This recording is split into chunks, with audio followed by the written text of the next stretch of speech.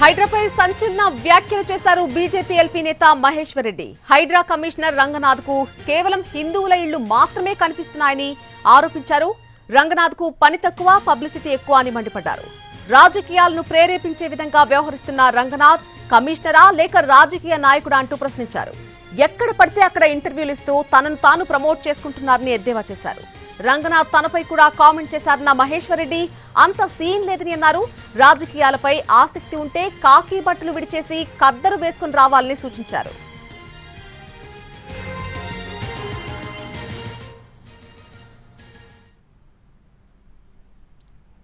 మీరు అపాయింట్ చేసినటువంటి రంగనాథ్ గారు ఈయన కమిషనరా లేకుంటే రాజకీయ నాయకుడా? హైడ్రా కమిషనర్ రంగనాథ్ గారి పరిస్థితి చూస్తూ ఉంటే పని తక్కువ, పబ్లిసిటీ ఎక్కువ. నీకు నిజంగా అంత షోకుంటే కాకి బట్టలు వదిలేసి కద్దరు బట్టలు వేసుకొని రండి. గతంలో ఇట్లనే కేసీఆర్ గారు కూడా అప్పుడు ల్యాండ్ అక్విజిషన్ పూర్తిగా చేస్తే నీకు ఎమ్మెల్సీ ఇస్తారు వెంకటరామరెడ్డికి, అట్లనే ఎమ్మెల్సీ ఇచ్చినట్టు నీకు కూడా ఈ టార్గెట్ ఇచ్చి రేపేమన్నా నీకు ఎమ్మెల్సీ ఇస్తా అని చెప్పి మరి రేవంత్ రెడ్డి గారు మీకు ఏమన్నా ప్రోత్సహించి నడిపిస్తా ఉన్నారా?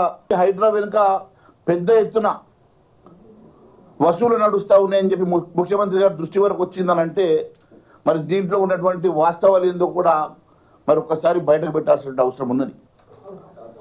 సల్కం చెరువులో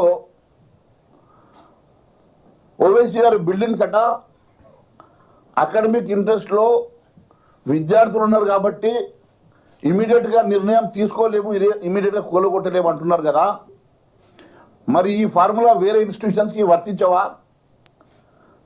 మరి అది కేఎల్ఆర్ లాంటి ఇన్స్టిట్యూషన్సో లేకుంటే పల్లారాజేశ్వరరెడ్డి ఇన్స్టిట్యూషన్సో లేకుంటే ఇంకొక ఇన్స్టిట్యూషన్కో మీరు ఇచ్చినటువంటి నోటీసులు మొన్న ఏరోనాటికల్ ఇంజనీరింగ్ కాలేజీని డిమాలిష్ చేశారు. మరి ఏరోనాటికల్ ఇంజనీరింగ్ బిల్డింగ్ డిమాలిష్ చేసినప్పుడు ఆ రోజు మీకు విద్యార్థులు గుర్తుకు రాలేదా?